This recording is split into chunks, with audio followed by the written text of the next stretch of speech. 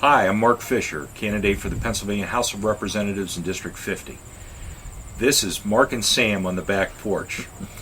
And if you have any thoughts, comments, questions, please go to my website, www.markwfischer.com. Fischer is spelled F-I-S-C-H-E-R.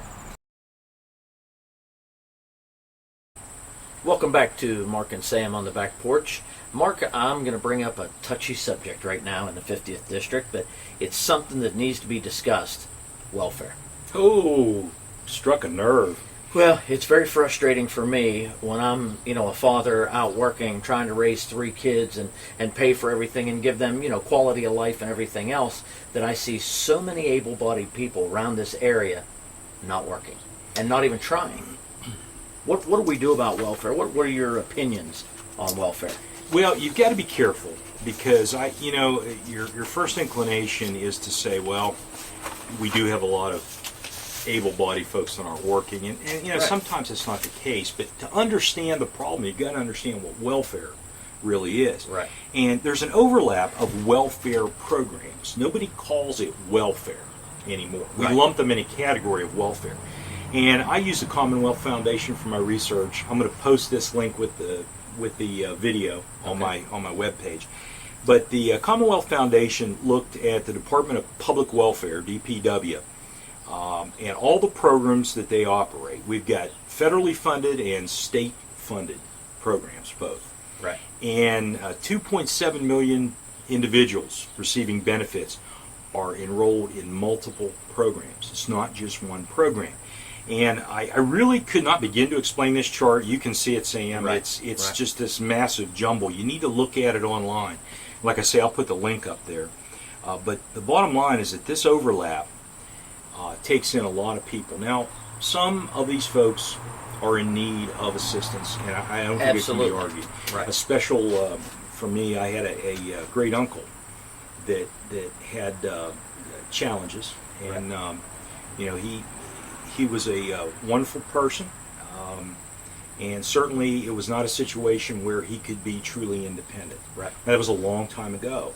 Things have changed. We've got some great programs out there Sure. to help folks that need a hand get the hand and get on with their life. Right. And I'm not one of the ones that say, "Oh, cut everything, forget about Right. it." We've Right. got to cut a lot of it. Right. And it needs to go to the right people. But the bottom line is, we've got such a welfare problem for many reasons, and the biggest one is because the federal government pushes money down to Pennsylvania Right. with strings, with restrictions, and the lawmakers have been so addicted to that flow of money they can't stop. Right. And what you see then, it spawns other programs and other programs. Look at food stamps.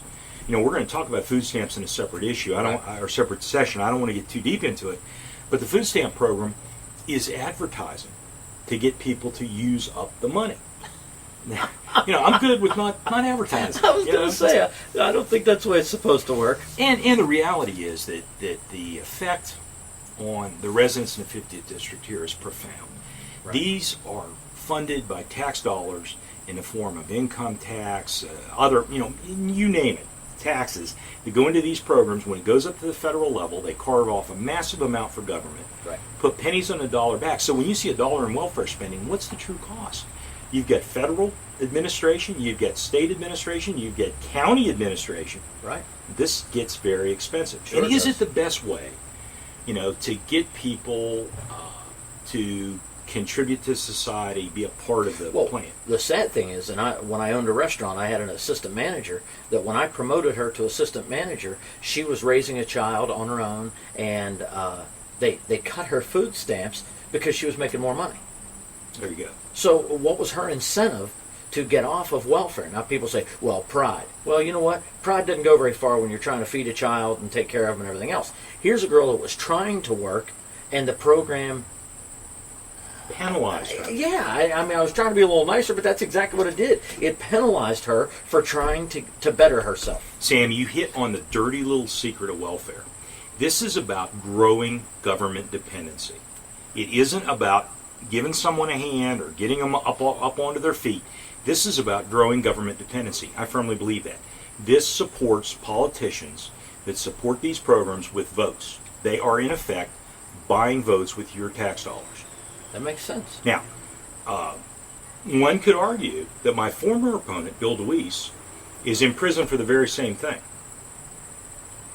Okay. Okay? Except this is legal.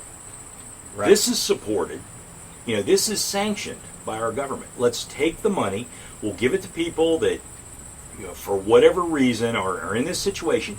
We'll make it so they can't get out of it, and they've got to vote for us every time. Right. In order to keep their livelihood. Yeah. Well, you heard it. There's the talk on welfare from Mark Fischer. He's trying to be your state representative in the 50th District. Make sure you vote for him. This is Mark and Sam on the Back Porch. Stay tuned. We've got a lot more.